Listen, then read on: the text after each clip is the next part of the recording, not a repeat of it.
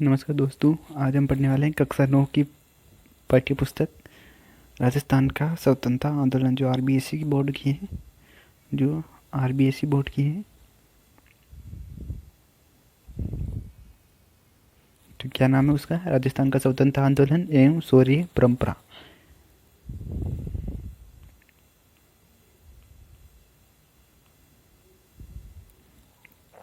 इसका first chapter है राजस्थान की क्रांति, जिसमें नसीराबाद में क्रांति, नीमच में क्रांति, एरनपुरा और आवा की क्रांति, और मेवाड़ में क्रांति की गूंज, और कोटा में क्रांति और अन्य राज्यों में क्रांति गूंज, सलम्बुर और कोठारिया का योगदान, 1857 की क्रांति की असफलता के कारण और 1857 की क्रांति की असफलता के परिणाम। तो ये सब पढ़ने वाले हैं अध्याय पाठ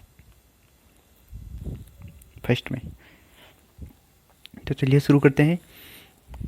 अध्याय फर्स्ट है 1857 की क्रांति। मुगल साम्राज्य के पतन के पश्चात देश में उत्पन्न अराजकता से राजस्थान भी अछूता नहीं रहा। औरंगजेब की मृत्यु से उत्पन्न शक्ति रिक्तता को एक बारगी तो मराठों ने भर दिया। मराठों ने दक्षिण में प्रभुत्व स्थापित करने के पश्चात मालवा और गुजरात में अपना प्रभाव स्थापित कर लिया था, और अतः अब उनके लिए राजस्थान में प्रवेश करना सहज हो गया था।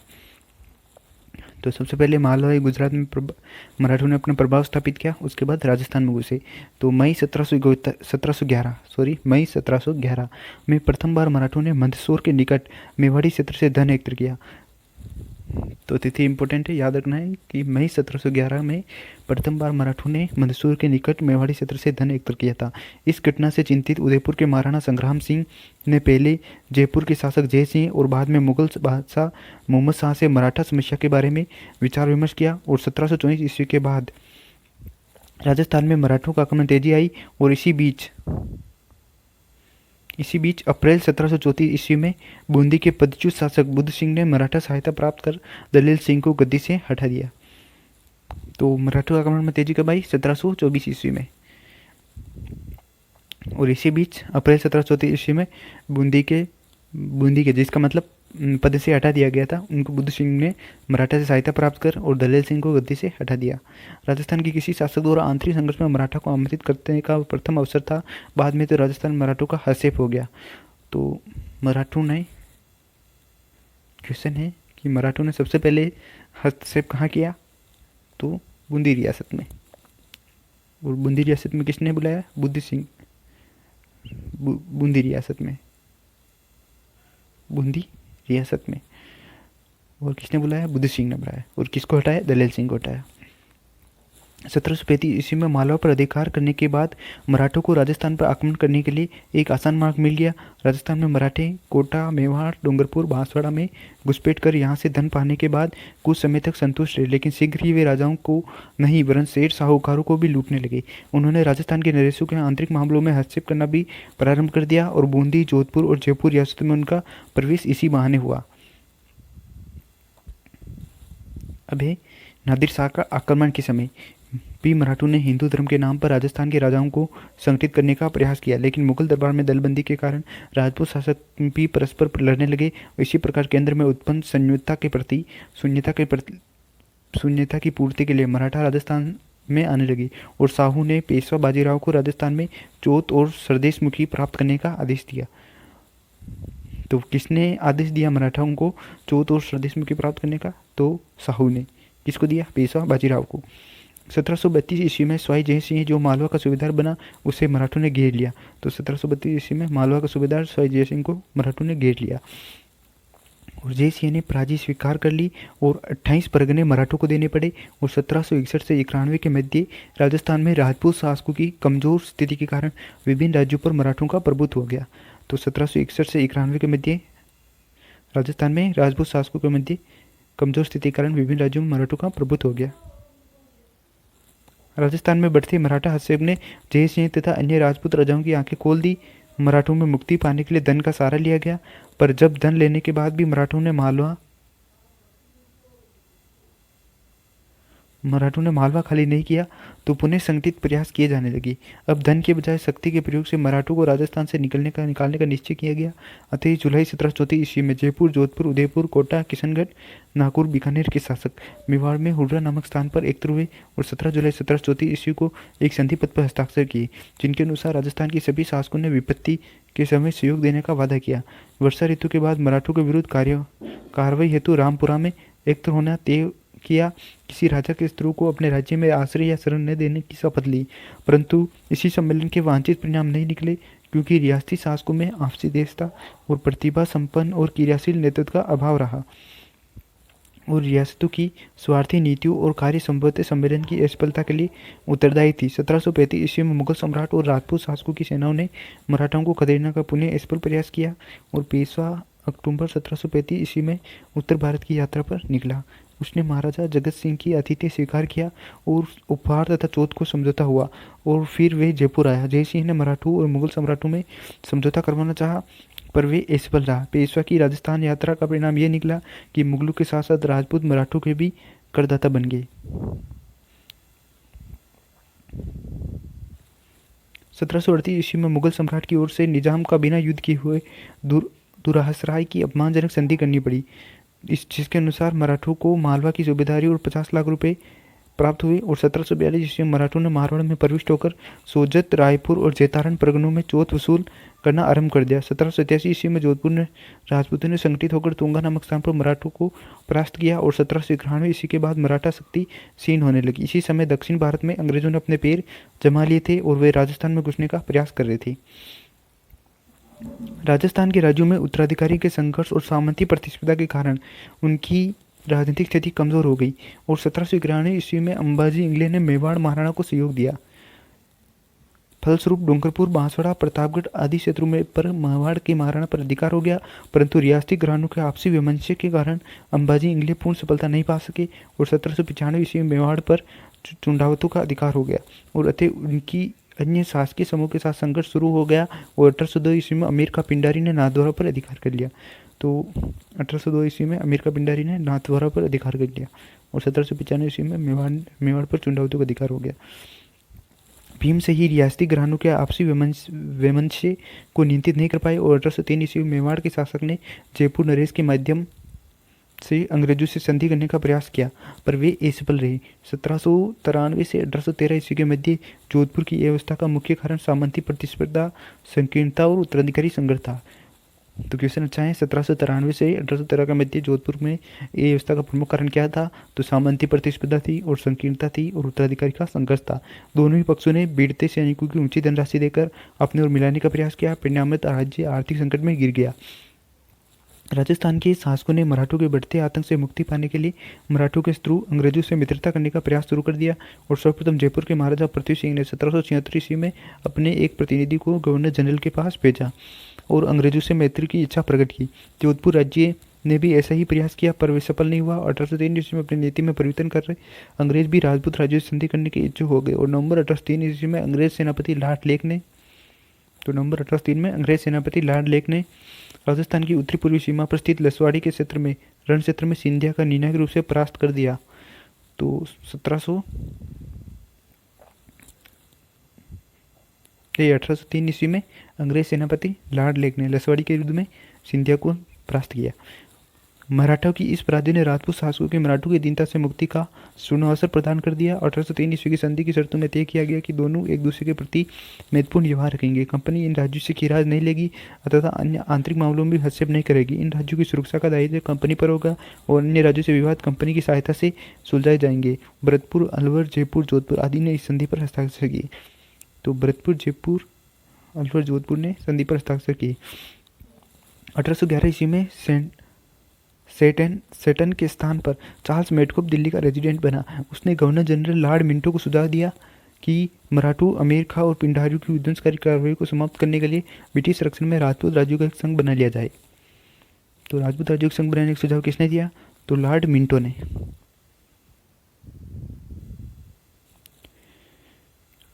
तो तत्कालीन गवर्नर लॉर्ड हेस्टिंग्स सभी विरोधियों का दमन करके भारत में कंपनी की सर्वोच्चता स्थापित करना चाहते थे, किंतु ये तभी संभव था जब होलकर और सिंधिया की सिंधिया को उनके राज्यों से सीमित कर दिया जाता और पिंडारियों की शक्ति का दमन किया जाता। इसके लिए राजपूत राज्यों को संरक्षण में लेना अंग्रेजों के लिए अनिवार्य था, क्योंकि ये राज्य ही सिंधिया, होलकर और पिंडारियों के प्रभाव क्षेत्र में थे। अंग्रेजों ने 5 नवंबर 1817 ईस्वी को होलकर से नई संधि करके राजस्थान के राज्यों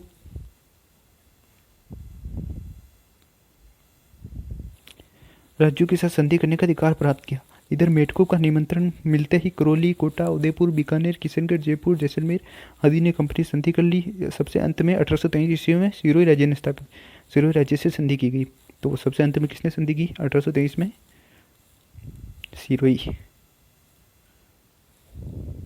इसी प्रकार 1817 से 1823 ईस्वी के दौरान राजस्थान में स्थापित ये ब्रिटिश आधिपत्य 1947 ईस्वी के स्वतंत्रता प्राप्ति तक अक्षुण्ण रहा। तो राजस्थान में क्रांति के समय रियासती शासक कौन थी? कोटा रियासत का राम सिंह था, तो कोटा में राम सिंह। जोधपुर में तख्त सिंह, भरतपुर में जसवंत सिंह।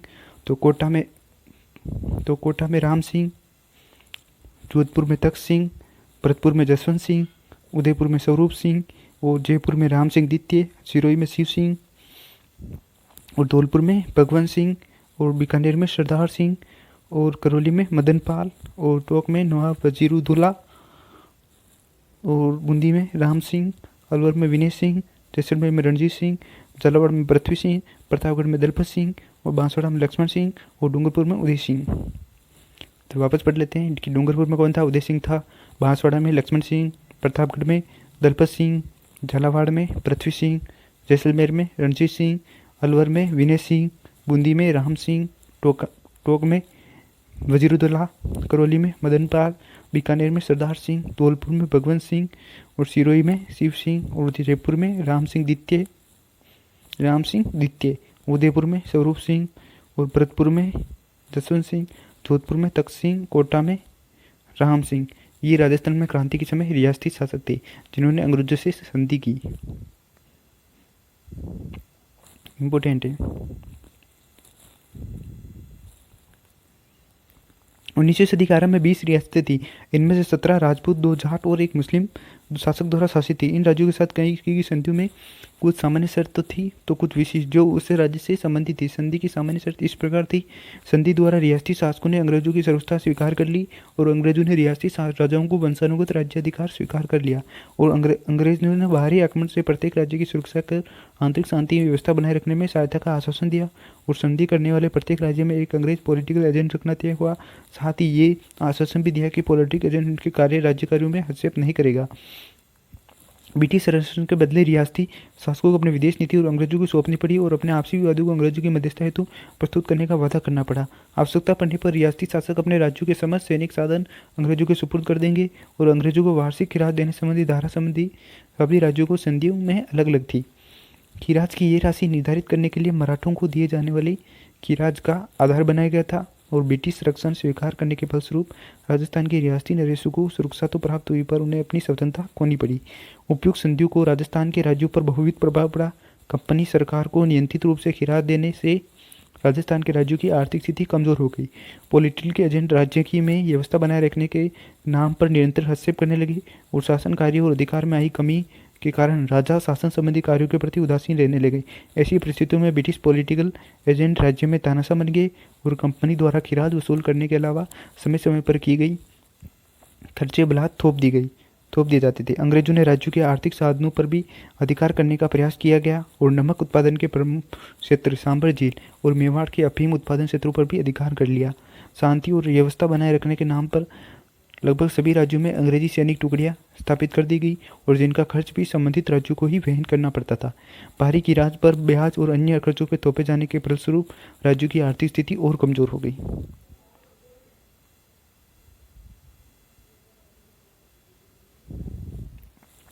राजस्थान के शासकों ने मराठा आतंक से सुरक्षा और अपने सामंतों पर नियंत्रण स्थापित करने के लिए ही अंग्रेजों के साथ 1818 ईस्वी की संधि की थी।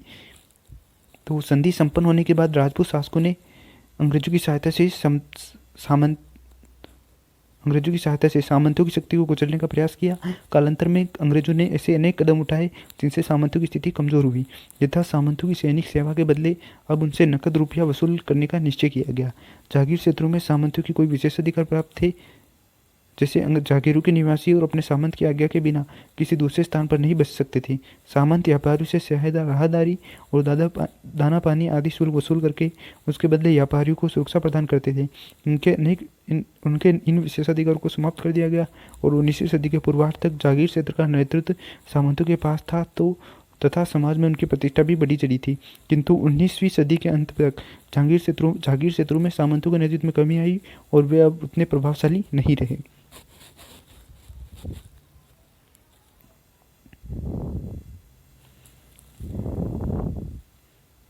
तो अंग्रेजों ने डूंगरपुर के शासक जसवंत सिंह, तो उस समय डूंगरपुर का शासक कौन था? जसवंत सिंह को गद्दी से हटाकर प्रतापगढ़ के शासक के पुत्र दलपत सिंह को वहाँ का शासक बनाया। तो अंग्रेजों ने आंतरिक हस्तक्षेप शुरू कर दिया, जिसमें डूंगरपुर के शासक जसवंत सिंह को गद्दी से हटाकर किसे बनाया? तो प्रतापगढ़ के शासक के पुत्र दलपत सिंह को वहाँ का शासक बनाया। इससे वहाँ की जनता में ब्रिटिश सरकार के प्रति घृणा उत्पन्न हो गई। और इसी प्रकार जब अंग्रेजों ने जयपुर की राजमाता पटियाणी को अधिकारच्युत करने का प्रयास किया तो वहाँ के लोगों ने क्रुद्ध होकर कप्तान ब्लेक की हत्या कर दी। तो कप्तान ब्लेक किससे संबंधित थे? तो डूंगरपुर रियासत से संबंधित थे, क्योंकि डूंगरपुर रियासत के जसवंत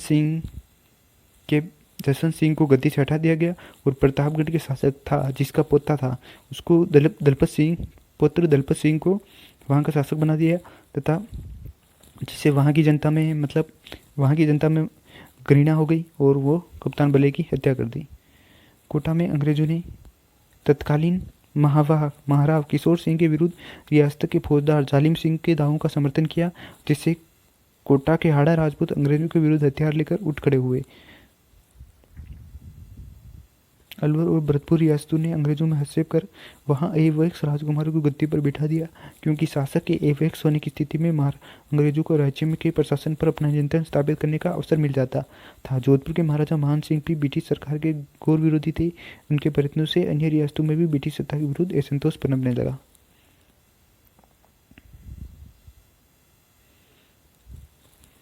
जिस समय राजस्थान में क्रांति हो रही थी उस समय राजस्थान में क्रांति के समय ब्रिटिश पॉलिटिकल एजेंट कौन कौन थे? तो कौन कौन थे ब्रिटिश पॉलिटिकल एजेंट? कोटा में मेजर बर्टन, तो कोटा का बर्टन, जोधपुर का मैकमोहन, भरतपुर का मॉरिसन, जयपुर का ईडन और उदयपुर का सावर्स और सिरोही का जेडी हॉल। तो इम्पोर्टेंट है कि कोटा में बर्टन था, जोधपुर का मैकमोहन था, भरतपुर का मॉरिसन था, जयपुर का ईडन था, उदयपुर का सावर्स था और सिरोही का जेडी हॉल था। वापस कोटा का बर्टन, जोधपुर का मैकमोहन, भरतपुर का मॉरिसन और जयपुर का ईडन, उदयपुर का सावर्स और सिरोही का जेडी हॉल। राजनीतिक आधिपत्य स्थापित करने के पश्चात अंग्रेज सरकार ब्रिटिश भारत की भांति राजस्थान पर भी सांस्कृतिक विजय प्राप्त करने को उत्सुक हो रही, क्योंकि ब्रिटिश सरकार ने सामाजिक सुधार के लिए प्रचलित परंपराओं, रीति रिवाजों तथा कुरीतियों का समाप्त करने के लिए विशेष कदम उठाए। इन कुरीतियों से कन्या व दास प्रथा, सती प्रथा सम्मिलित थी। इस दिशा में उठाए गए कदमों से जनता ये समझने लगी कि अंग्रेज राजस्थान के सामाजिक ढांचे को विघटित करना चाहते हैं। अंग्रेजों की सामाजिक और सामान्य जीवन में हस्तक्षेप की नीति ने जनता में असंतोष उत्पन्न किया। इसी प्रकार हम देखते हैं कि 1818 की संधि के बाद अंग्रेजों द्वारा राजस्थान के राज्यों के प्रशासन में अवांछनीय हस्तक्षेप, आर्थिक संसाधनों पर आधिपत्य और अंग्रेजों द्वारा वसूल की जाने वाली वार्षिक खिराज की राशि और सामंतों के विशेषाधिकारों पर कुठाराघात और राजस्थान के सामाजिक जीवन में हस्तक्षेप ने स्वतंत्र असंतोष को जन्म दिया। राजा, सामंत और साधारण जनता सभी वर्ग अंग्रेजों से असंतुष्ट थे। ईसाई मत के प्रचारकों की संदिग्ध गतिविधियों के कारण अजमेर मेवाड़ क्षेत्र में ये विचार पनपने लगा कि अंग्रेज हिंदुओं का मतांतरण कर उन्हें जबरदस्ती ईसाई बनाने के लिए प्रयत्नशील हैं। इससे उनमें ब्रिटिश सत्ता के प्रति तीव्र आक्रोश उत्पन्न हो गया और ब्रिटिश विरोधी भावनाओं को पनपाने में राजस्थान के कवियों व साहित्यकारों ने भी महत्वपूर्ण योगदान दिया। उनके द्वारा ऐसे शासकों की निंदा की गई जो ब्रिटिश सत्ता के भक्त थे और उन शासकों को इन सामंतों की प्रशंसा की गई जो ब्रिटिश सत्ता के विरोधी थे। इससे कवियों में कवि बाकीदास, राघुदास, सांधु, गांगजी तथा महाकवि सूर्यमर्शन आदि के नाम उल्लेखनीय हैं। इससे स्पष्ट है कि भारत में क्रांति प्रारंभ होने से पूर्व ही देशी रियासतों में ब्रिटिश सत्ता के विरुद्ध तीव्र असंतोष व्याप्त था। तो अब इम्पोर्टेंट फैक्ट आ रहे हैं कि सन 1857 की क्रांति आरंभ होने के समय राजस्थान में कितनी छावनियाँ थी? तो अंग्रेजी 6 सैनिक छावनियाँ थी। तो अंग्रेजी सैनिकों की 6 सैनिक छावनियाँ थी, जिसमें नसीराबाद, नीमच, देवली, ब्यावर, एरनपुरा और खेरवाड़ा। तो कितनी सैनिक छावनियाँ थी? तो 6 सैनिक छावनियाँ थी, जिसमें फर्स्ट है नसीराबाद, फिर है नीमच, फिर देवली, ब्यावर, एरनपुरा और खेरवाड़ा। इन सब छावनियों में लगभग 5,000 सैनिक थे। तो इन सब मतलब टोटल कितने सैनिक थे? टोटल 5,000 सैनिक थे। किंतु किसी भी छावनी में कोई अंग्रेज सैनिक नहीं था, मतलब सब भारतीय थे, सब भारत के थे। केवल 30 अंग्रेज अधिकारी थे। और कितने अंग्रेज अधिकारी थे? 30 अंग्रेज अधिकारी थे। इंपॉर्टेंट है, 6 सैनिक छावनियाँ, 5,000 सैनिक, कोई भी अंग्रेज सैनिक नहीं और 30 अंग्रेज अधिकारी। मेरठ में क्रांति। तो मेरठ में क्रांति होने की सूचना जैसे ही राजस्थान की एजेंसी को प्राप्त हुई, उसने देशी रियासतों के शासकों को ये आवश्यक निर्देश भेजे कि वे क्रांतिकारियों को अपने राज्य में न घुसने दे और जो भी ब्रिटिश सत्ता का विरोध करे उनका कठोरतापूर्वक दमन करे। तो मेरठ में क्रांति कब हुई थी? अपने को पता है कि 10 मई 1857 को, 10 मई 1857 को मेरठ में क्रांति हुई। नसीराबाद में क्रांति, तो इम्पोर्टेंट है नसीराबाद में क्रांति।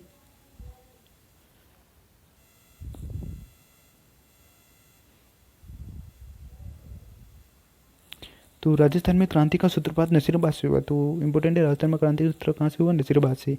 और इसके निम्न कारण थे। उस समय नसीराबाद में 15वीं तथा 30वीं बंगाल नेटिव इन्फेंट्री, भारतीय तोपखाने की सैनिक टुकड़ी तथा पहली बम्बई लॉन्सर्स के सैनिक विद्यमान थे। तो मेरठ विद्रोह की सूचना 15वीं नेटिव इन्फेंट्री के सैनिकों ने सोचा कि ये सारी कार्रवाई भारतीय सैनिकों को कुचलने के लिए की गई तथा तोपें भी उनके विरुद्ध प्रयोग करने के लिए तैयार की गई, तो उनमें विद्रोह की भावना जागृत हो गई। तो इम्पोर्टेंट है कि नसीराबाद में कौन कौन सी सैनिक था, कौन कौन सी सैनिक टुकड़ी थी? तो एक तो 15वीं और 30वीं बंगाल नेटिव इन्फेंट्री। तो नसीराबाद में तो 15वीं और 30वीं नेटिव इन्फेंट्री तो थी ही, लेकिन पहली बम्बई लॉन्सर्स के सैनिक भी विद्यमान थे। और मेरठ विद्रोह की सूचना जब 15वीं नेटिव इन्फेंट्री को सैनिकों ने सोचा कि ये तो हमें कुचलने के लिए भी प्लान बना रहे हैं, तो 15वीं बंगाल नेटिव इन्फेंट्री की एक टुकड़ी काफ़ी समय से अजमेर शस्त्रागार की रक्षा कर रही थी। संदेह के कारण उसे वहां से नसीराबाद भेज दिया। इससे सैनिकों के मन में यही धारणा बन गई कि उन पर अविश्वास किया जा रहा है और अतः वे ब्रिटिश अधिकारियों से नाराज हो गए। इन्हीं दिनों बाजार और छेवनियों में बंगाल और दिल्ली के संदेश साधु और फकीरों के वेश में राजस्थान आए और उन्होंने चर्बी वाले कारतूस के विरुद्ध प्रचार कर विद्रोह का संदेश प्रचारित किया। भारतीय सैनिकों ने सोचा कि अंग्रेज इन्हें धोखे से ईसाई बनाना चाहते हैं, इसने धार्मिक भावना के कारण भी उत्तेजना फैली। तो क्या हुआ कि भारतीय सैनिकों पर नियंत्रण रखने के लिए बाहर से यूरोपियन सेना और कुछ तोपें मंगाई गई। इस तथ्य को गुप्त रखा गया और बाद में जब बात प्रकट होगी तो सेना में और उत्तेजना फैल गई। तो इन्हीं कारणों से 28 मई 1857 ईस्वी को 15वीं बंगाली बटालियन नेटिव इन्फेंट्री के सैनिकों ने तोप खाने पर अधिकार कर लिया और सारी छावनी में भगदड़ मच गई और सैनिकों ने शस्त्रागार लूट लिया और अंग्रेज सैनिक अधिकारियों मेजर स्पॉट्सविस, कर्नल न्यूबरी और लेफ्टिनेंट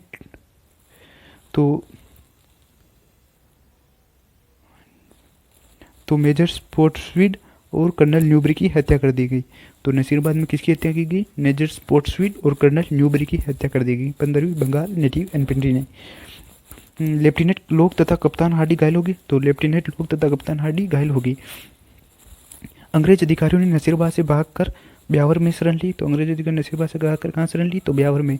चर्च और अधिकारियों के बगले में आग लगा दी गई, खजानों की तिजोरियां तोड़ दी गई। इन पर विद्रोही सैनिकों ने 4 ब्रिटिश अधिकारियों को ले रक्त की एक बूंद भी नहीं बहाई। छावनी को तहस नहस करने के बाद विप्लवी सैनिकों ने अविलंब दिल्ली की ओर प्रस्थान किया और 18 जून 1857 ईस्वी को विप्लवी दिल्ली पहुंचे और दिल्ली में डेरा डाले अंग्रेजी पलटन पर पीछे से आक्रमण किया, जिससे अंग्रेज परास्त हुए। तो 28 मई 1857 को नसीराबाद की क्रांति हुई।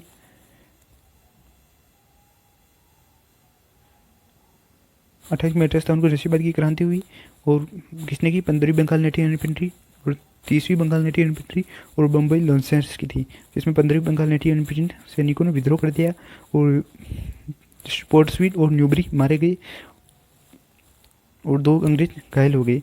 लेफ्टिनेंट लोक तथा कप्तान हार्डी घायल हो गए। और 18 जून 1857 को ही ये विप्लवी कहाँ पहुँच गए? दिल्ली। और वहाँ पर डेरा डालकर अंग्रेज सेना को परास्त कर दिया पीछे से आक्रमण कर। अभी नीमच में क्रांति। नसीराबाद की क्रांति की सूचना जब नीमच पहुंची तो 3 जून 1857 ईस्वी को नीमच के सैनिकों ने भी विद्रोह कर दिया। तो नीमच में कब पहुंची? 3 जून 1857 को। तो नीमच के सैनिकों ने विद्रोह कर दिया। क्रांतिकारियों ने छावनी को लूट लिया तथा उसमें आग लगा दी गई। नीमच छावनी को लूटने के बाद क्रांतिकारी नीमच से रवाना होकर सरकारी बंगलों को लूटते हुए और उनमें आग लगाते हुए शाहपुरा पहुंचे। तो नीमच से कहाँ पहुंचे? नीमच से शाहपुरा।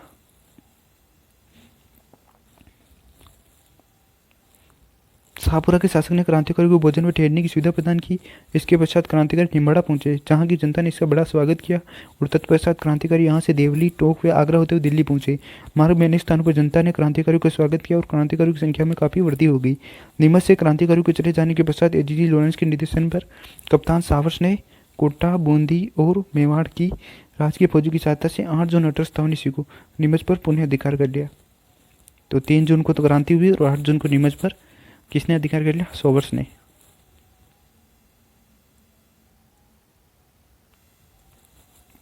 अब है एरिनपुरा और आवा की क्रांतियाँ। तो अंग्रेजों के विरुद्ध विद्रोह का झंडा उठाने और उनकी सत्ता को चुनौती देने का काम मारवाड़ के जागीरदारों ने किया। एरिनपुरा में स्थित जोधपुर की सैनिक टुकड़ी को जब नसीराबाद में हुई क्रांति की सूचना मिली तो उसने 21 अगस्त 1857 ईस्वी को क्रांति का बिगुल बजा दिया गया और क्रांतिकारियों ने एरिनपुरा स्टेशन को लूटा और मारवाड़ के रास्ते दिल्ली की ओर रवाना हो गई। जब क्रांतिकारी पाली पहुंचे तो आवा पाली जिले में स्थित एक गांव के ठाकुर कुशाल सिंह ने उन्हें अपनी सेवा में ले लिया। आवा का ठाकुर मारवाड़ का शक्तिशाली सामंत था। तो आवा कहाँ है? पाली में। वे अंग्रेजों जोधपुर के महाराजा दोनों का विरोधी था। ऐसा कहा जाता है कि मेवाड़ और मारवाड़ के अनेक सामंत अपनी सेना लेकर कुशाल सिंह की सहायता के लिए आवा आ पहुँचे। तो कुशाल सिंह की सहायता के लिए आवा आ पहुँचे। अब क्या होता है कि जोधपुर के महाराजा ने सिंघवी कुशाल सिंह के नेतृत्व में एक फौज अंग्रेजों का दमन करने हेतु आवा भेजी और 8 सितंबर 1857 ईस्वी को आवा के ठाकुर व क्रांतिकारियों की संयुक्त सेना ने जोधपुर की राज की फौज को पराजित कर दिया। इस संघर्ष में किलेदार अनार सिंह मारा गया तथा सिंघवी कुशलराज जान बचाकर वहां से भाग खड़ा उठा। जोधपुर फौज की तोपें व बहुत सारी युद्ध सामग्री क्रांतिकारियों के हाथ लग गई। इसी घटना के समय कुछ पश्चात ही एजीजी लॉरेंस एक सेना लेकर स्वयं आवा आया और 18 सितंबर इसको लॉरेंस की सेना व क्रांतिकारियों के बीच भीषण संघर्ष हुआ, जिसमें लॉरेंस को पराजय का सामना करना पड़ा और ब्रिटिश फौज को परास्त करने के बाद क्रांतिकारी दिल्ली की ओर कूच हो गए। तो कब हुआ? 8 सितंबर 1857 को आवा के ठाकुर व क्रांतिकारी की संयुक्त सेना में और जोधपुर की राज की फौज को पराजित कर दिया। तो 8 सितंबर 1857 को आवा के ठाकुर ने और क्रांतिकारियों की संयुक्त सेना ने जोधपुर के राज की फौज को पराजित किया और इसी संघर्ष में किलेदार अनार सिंह मारा गया तथा सिंघवी कुशालराज जान बचाकर वहां से भाग गया। जोधपुर फौज की तोपों में बहुत सारी युद्ध सामग्री क्रांतिकारियों के हाथ लग गई और इसी घटना के पश्चात ही एजीजी लॉरेंस एक सेना लेकर स्वयं आवा आया और 18 सितंबर को लॉरेंस की सेना व क्रांतिकारियों के बीच भीषण संघर्ष हुआ, जिसमें लॉरेंस को पराजय का सामना करना पड़ा। ब्रिटिश फौज को परास्त करने के बाद तो 18 सितंबर को वापस किसके बीच? तो 18 सितंबर को वापस लॉरेंस और क्रांतिकारियों के बीच संघर्ष हुआ और पराजय का सामना करना पड़ा। क्रांतिकारी दिल्ली की ओर कूच कर गए।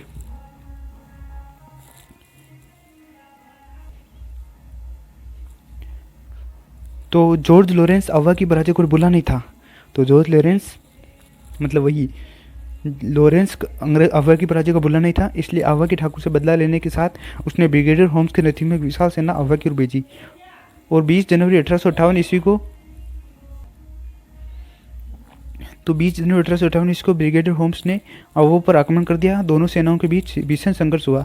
इस संघर्ष के दौरान ठाकुर कुशाल सिंह आवा के किले को छोड़कर सलूम्बर चला गया, जिसके जाते ही ब्रिटिश फौजों ने आवा के किले पर अपना अधिकार कर लिया और अंग्रेजों में बदले की भावना इतनी प्रबल थी कि उन्होंने पूरे गाँव को बुरी तरह लूटा और आवा के किले को बारूद से उड़ा दिया। इतना ही नहीं, उन्होंने आवा के मंदिर और मूर्तियों को पूरी तरह नष्ट कर दिया और वहाँ के निवासियों पर भीषण अत्याचार किए। तो उस समय ठाकुर आवा का ठाकुर कुशाल सिंह जब ब्रिगेडियर होम्स आवा पर आक्रमण करने के लिए आया तो आवा का ठाकुर कुशाल सिंह था वो 20 जनवरी 1858 को ही अपने पास वाली रियासत सलूम्बर में चला गया सहायता देने के लिए और वो अपने पृथ्वी सिंह को किले का भार सौंप के गया। पृथ्वी सिंह उसका भाई था, छोटा भाई, उसे भार सौंप के गया। मेवाड़ में क्रांति की गूंज। इसी समय मेवाड़ की जनता ने भी अंग्रेजों के विरुद्ध काफ़ी रोष था। मेवाड़ के अधिकांश सामंत ब्रिटिश सत्ता के विरुद्ध थे। नसीराबाद में हुई क्रांति की सूचना उदयपुर पहुंच चुकी थी, अतः मेवाड़ की फौज भी अंग्रेजों के विरुद्ध विद्रोह करने के लिए लगभग तैयार थे, किंतु मेवाड़ के महाराणा की सूझबूझ ने तथा अंग्रेज कप्तान सावर्स के कठोर रुख ने स्थिति को बिगड़ने से संभाल लिया। इसी समय तो मेवाड़ का अंग्रेज कप्तान कौन था? सावर्स। तो मेवाड़ का सावर्स नई कंपनी की सरकार दोनों ही मेवाड़ के सामंतों से बेहद थी, अतः दोनों एक दूसरे के साथ सहयोग करने के लिए बाध्य थे। तो एजीजी के निर्देश में मेवाड़ के महाराणा स्वरूप सिंह ने 27 मई 1857 को तो एजीजी के निर्देश में 27 मई 1857 को स्वरूप सिंह ने अपने सामंतों को पत्र भेजकर कहा कि वे ब्रिटिश सैनिक कार्रवाई में सहयोग करें तथा पॉलिटिक एजेंट कप्तान सावर्स के निर्देशों का पालन करें। दूसरी ओर कप्तान सावर्स ने विरोधी सामंतों को चेतावनी देते हुए कहा कि जो शांति भंग का प्रयत्न करेगा उसे कठोर दंड दिया जाएगा। यहाँ तक कि सेलुम्बर के सामंत केसरी सिंह ने भी जब मारवाड़ के महाराणा के अधिकारों को चुनौती देते हुए कहा कि यदि 8 दिन में उसकी परंपरागत अधिकारियों की मांग को स्वीकार नहीं किया तो वे चित्तौड़ की गद्दी पर महाराणा के किसी प्रतिनिधि को बैठा देगा। तब कप्तान सावर्स ने रावत केसरी सिंह को चेतावनी दी कि यदि उसने महाराणा के विरुद्ध किसी भी कार्रवाई में भाग लिया तो उसे उसकी जागीर से अपदस्थ कर राजपूताने से निष्कासित कर दिया जाएगा। तो कप्तान सावर्स की इसी धमकी पर से रावत केसरी सिंह शांत हो गया। अब है 1857 कोटा की क्रांति। राजस्थान के राज्यों में 1857 ईस्वी की क्रांति में कोटा का महत्वपूर्ण स्थान था। कोटा में विद्रोह का प्रमुख कारण यह था कि पॉलिटिकल एजेंट मेजर बटन ने कोटा के महाराव को यह सलाह दी कि कुछ अफसर वफादार नहीं है तथा उनका रवैया अंग्रेज विरोधी है, अतः वे ऐसे अफसरों को पदच्युत करें कि अंग्रेज अधिकारियों को सौंप दे जिनसे उन्हें ये उचित दंड दिया जा सके।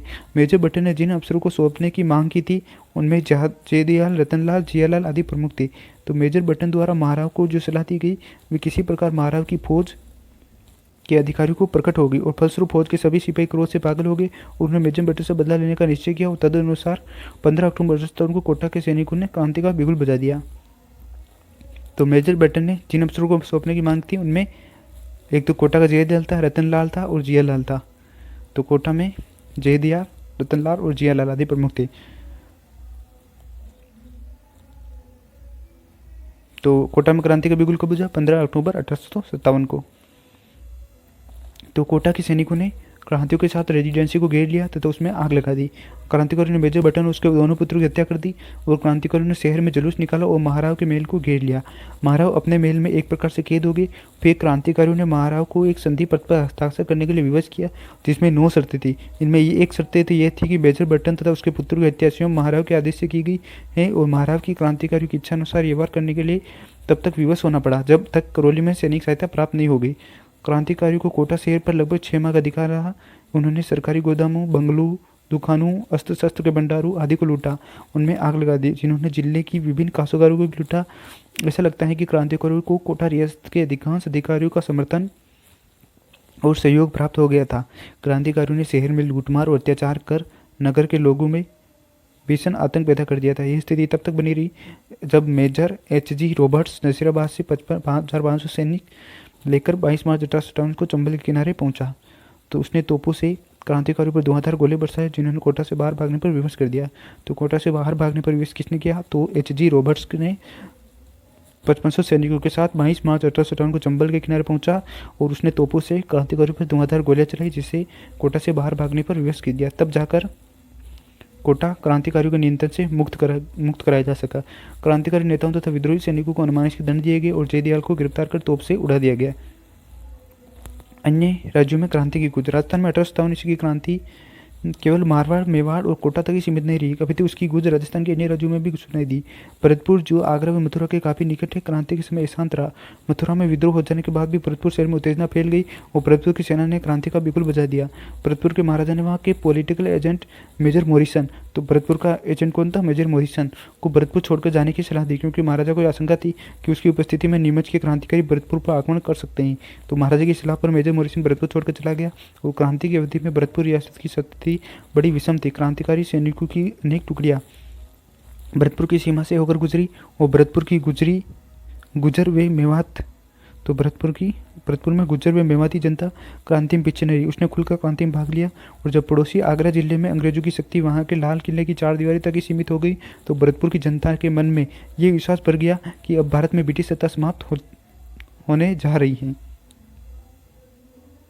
अलवर में भी दिल्ली के कुछ क्रांतिकारियों के आ जाने के कारण क्रांतिकारी गतिविधियां पनपने लगी। अलवर रियासत के गांव के गुजरों ने अपने पड़ोसी राज्य भरतपुर की साथी ब्रिटिश विरोधी भावना का खुलकर प्रदर्शन किया और उन्होंने अपनी क्रांतिकारी गतिविधियों से शासकों को काफी परेशान किया। धौलपुर रियासत में भी गंभीर उपद्रव हुए। अक्टूबर 1857 ईस्वी के प्रारंभ में ग्वालियर और इंदौर के क्रांतिकारियों की संयुक्त सेना धौलपुर में प्रविष्ट हो गई।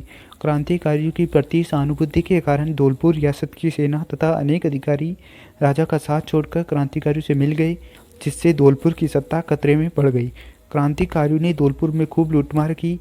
उन्होंने वहां के राजा को घेर कर जान से मारने की धमकी दी। विवश होकर राजा को क्रांतिकारियों की मांग स्वीकार करनी पड़ी और धौलपुर में इन क्रांतिकारियों ने रामचंद्र और हीरालाल के नेतृत्व में राजा की अधिकांश धौलपुर में क्रांतिकारी कौन थे? रामचंद्र और हीरालाल ने नेतृत्व में राजा की अधिकांश तोपों पर अधिकार कर लिया और उनकी सहायता से आगरा पर आक्रमण कर दिया। ये स्थिति तब तक बनी रही जब दिसंबर से पटियाला के शासक द्वारा भेजी गई सेना की सहायता से धौलपुर में व्यवस्था स्थापित नहीं हुई। तो धौलपुर में पटियाला की शासक की सेना आई।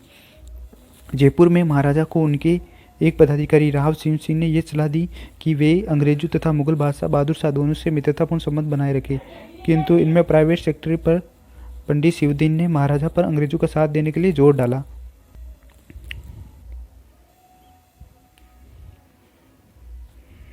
तो जयपुर के महाराजा को किसने सलाह दी? तो राव शिव सिंह ने, कि वे अंग्रेजों तथा मुगल बादशाह बहादुर शाह दोनों से मित्रतापूर्ण संबंध बना रखे, ताकि उनके प्राइवेट सेक्रेटरी पर पंडित शिवदीन ने महाराज पर सादुल्ला के अंग्रेजों का साथ देने के लिए जोर डाला। जयपुर में नवाब विलायत खां और मियाँ उस्मान खां और सादुल्ला खां मुगल सम्राट से मिलकर ब्रिटिश सत्ता के विरुद्ध क्रांति का षड्यंत्र कर रहे थे। तो जयपुर में कौन था? विलायत खां, मियाँ उस्मान खां और सादुल्ला खां क्रांतिकारी थे। अतः उन्होंने सादुल्ला खां को राज्य से निष्कासित कर दिया तथा शेष दोनों को बंदी बनाकर कारागार में डाल दिया।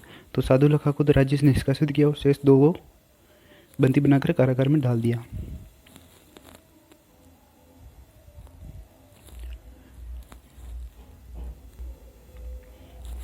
तो टोक में भी नवाब की सेना ने मीर आलम खां के नेतृत्व में विद्रोह कर दिया और टोक का नवाब अंग्रेजों के साथ था, मगर नवाब की सेना ने नीमच के क्रांतिकारियों को टोक आने के लिए आमंत्रित किया और उनकी सहायता से नवाब के किले को घेर दिया। नवाब ने सैनिकों को डराने धमकाने का भरपूर प्रयास किया, किंतु वह सफल नहीं हो सका। तो टोक का नवाब कौन था? तो टोक के नवाब की सेना में कौन था? मीर आलम खां के नेतृत्व में विद्रोह हुआ। तो टोक में मीर आलम खां ने विद्रोह किया। सोलंबर और कोठारिया का योगदान। अवध जोधपुर के ठाकुर कुशाल सिंह से प्रेरणा लेकर मेवाड़ के दो प्रमुख सामंतों सोलंबर के रावत केसरी सिंह और कोठारिया के रावत ज्योति सिंह को 1857 इसके स्वतंत्रता संग्राम में अपूर्व योगदान रहा। ये सही है कि मारवाड़ के सामंतों की भांति मेवाड़ के सामंतों ने खुलकर क्रांति में भाग नहीं लिया, किंतु अंग्रेजों का विरोध करने वाले क्रांतिकारी नेताओं तथा ब्रिटिश सत्ता के विरोधी जागीरदारों को सोलंबर और कोठारिया के रावतों ने अपना यहाँ शरण दी। उन्होंने क्रांतिकारियों के परिवारों को भी आश्रय दिया। सोलंबर के रावत केसरी सिंह के आसपास के जागीरदारों को साथ लेकर अववा के ठाकुर के स्वतंत्रता यज्ञ में भरपूर सहायता की। तो सोलंबर का रावत कौन था? केसरी सिंह, जिसने कहाँ के अववा के ठाकुर के स्वतंत्रता यज्ञ में भरपूर सहायता की। उदयपुर के महाराणा ने कंपनी के अधिकार के साथ जो संधि की, केसरी सिंह ने उसका खुलकर विरोध किया। एजीजी लॉरेंस ने केसरी सिंह की ब्रिटिश विरोधी गतिविधियों को देखकर महाराणा उदयपुर पर यह दबाव डाला कि वे उसके विरुद्ध कार्रवाई करे, किंतु महाराणा उसके विरुद्ध कार्रवाई करने का साहस नहीं जुटा सके। तो अंग्रेजों द्वारा अववा के गांवों को तहस नहस कर दिया गया तथा अववा के ठाकुर कुशाल सिंह निरीह अवस्था में इधर उधर भटक रहे थे। तब कोठारिया की रावत ज्योति सिंह ने उनको गले लगाया और उन्होंने कोठारिया में पेशवा नाना साहब और उनके परिवार को भी शरण दी। जब सब प्रकार की सुख सुविधा उपलब्ध कराई, तो इस प्रकार ब्रिटिश सत्ता को विरोध कर वे भावी परिणामों की चिंता न कर सोलंबर व कोठारिया के रावतों ने अपूर्व त्याग और साहस का परिचय दिया। तो पेशवा कोठारिया में पेशवा नाना साहब और ठाकुर केसरी सिंह को किसने सहायता दी? तो रावत ज्योति सिंह ने। अगस्त 1858 ईस्वी के समस्त भारत में विद्रोह कुचल दिया गया और नवंबर 1858 ईस्वी में ईस्ट इंडिया कंपनी ने भारत का शासन ब्रिटिश ताज को सौंप दिया और ब्रिटेन की महारानी विक्टोरिया की ओर से भारत के सभी नरेशों की अधिकारों एवं विशेषाधिकार को सुरक्षित रखने का आश्वासन दिया गया। उदयपुर महाराणा ने इसका स्वागत किया और अंग्रेजों के सम्मान में भव्य दावत दी गई। यद्यपि राजस्थान में प्रथम स्वतंत्रता संग्राम असफल रहा, परंतु विप्लव के बाद राजस्थान के परंपरागत ढांचे का स्वरूप बदलने लगा और आधुनिक शिक्षा का प्रसार, नए मध्यम वर्ग का जन्म और प्रशासनिक सेवाओं में जनसाधारण की नियुक्तियां और वैश्य समुदाय का सहयोग किया जाने लगा।